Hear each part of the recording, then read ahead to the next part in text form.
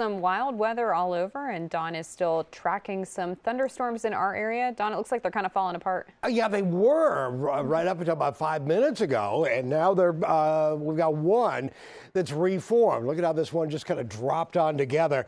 And we've got a little bit of a backward C-shaped area right on into there. That particular area could contain some strong gusty winds. Otherwise, these are falling apart really quite nicely. But this is severe thunderstorm warning now for Gates County, for northern Pasquotank and northern Chowan County, and Perquimans County. That's in effect until 7:30 in the evening. So what we've got going on with this is we want to take a closer view of where some of the heavier rainfall is.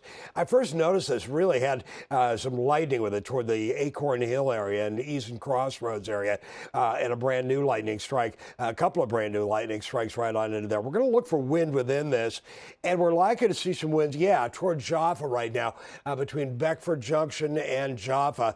Likely seeing some really quite strong winds going on, above 40 miles an hour, 45 miles an hour, likely gusting at times over 50 miles an hour into the Jaffa area. We'll get rid of those and move on in for a little bit closer view of what we've got going on. We'll dive on into exactly where we are. Jaffa Road, Selwyn, Keys Crossroads, right on into these areas. That's where we're seeing, again, the strongest winds. Now, with this thing moving, dropping southeastward at about 15 miles an hour, I'll storm track where the strongest winds are into the Jaffa area as they drop southeastward out of Gates County, extreme southeastern Gates County, and drop toward, for example, Parkville. So some of these areas toward Mount Sinai Church, Chapanoke, and Okisko around 7:38. There's Nicanor farther up the list there. So again, at Parkville at 7:24. So that particular area is dropping southeastward.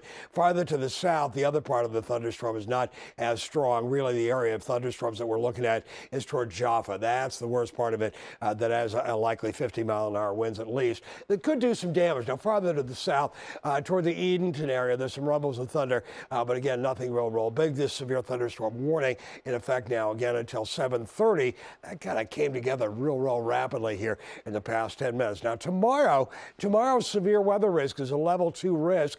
It's from the Middle Peninsula, really the Rappahannock River area, and northward on into north of Cape Charles and northward. It's a level 2 risk. It's really for tomorrow during the evening hours. I'm going to show you two forecast models, neither of which is correct, but it gives you an idea of what's going on. This thinks that at 6:30 it's got some big thunderstorms here. Well, they're obviously a little bit farther southward, but it's got them falling apart, and they should continue to fall apart. By 5 o'clock tomorrow afternoon, stray shower, a thunderstorm watching this area, remembering that there is indeed, again, that severe weather risk, and it's got it by 10 o'clock, right on up toward the eastern shore, and not as much for areas farther to the south. And then it only goes out through Wednesday morning at 7.